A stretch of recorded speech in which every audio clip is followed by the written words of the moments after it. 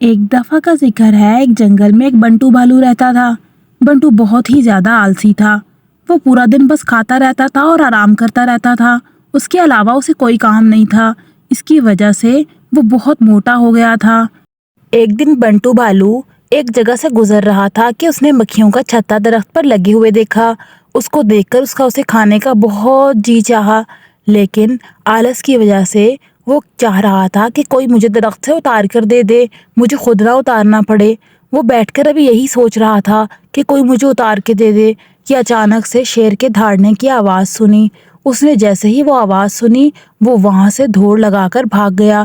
وہ اتنا تیز بھاگا کہ آج تک وہ کبھی بھی اتنا تیز نہیں بھاگا تھا۔ بھاگ کر وہ واپس اپنی جگہ پہ گفا کے سامنے آ کر بیٹھ گیا اور بیٹھ کر یہی سوچنے لگا کہ کس طرح سے مجھے وہ شہد مل سکتا ہے۔ وہ یہی سوچ رہا تھا کہ سامنے سے اس نے ایک لومڑی کو آتے ہوئے دیکھا۔ وہ کافی بری حالت میں لگ رہی تھی۔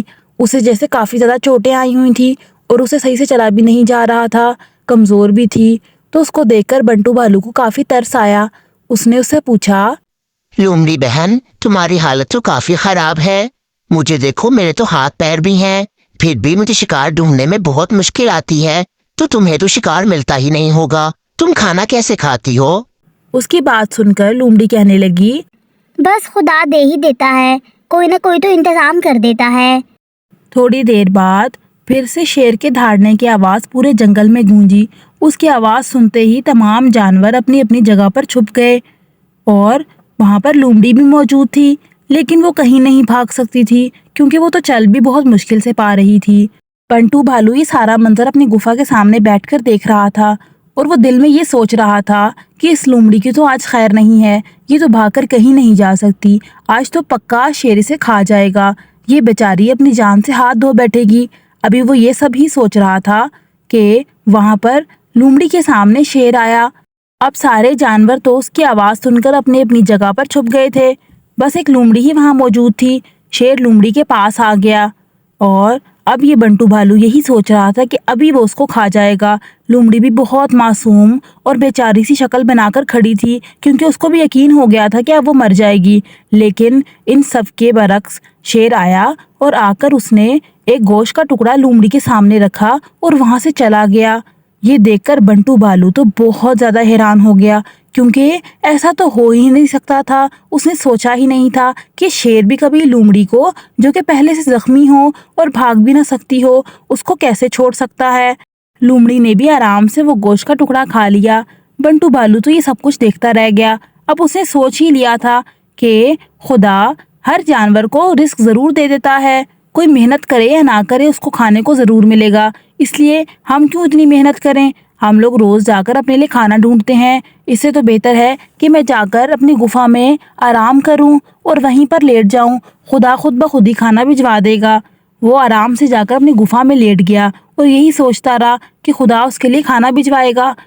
اسی انتظار میں اس کو پورے 2 دن ہو گئے۔ اس کی بھوک سے بری حالت تھی، لیکن آلس کی وجہ سے وہ تو باہر جانا ہی نہیں چاہ رہا تھا، بس یہی سوچ رہا تھا کہ خدا مجھے دے دے گا کھانے کو۔ آخر کار اس نے تھک کر باہر جا کر اپنے لیے کھانا ڈھونڈنے کا فیصلہ کر ہی لیا۔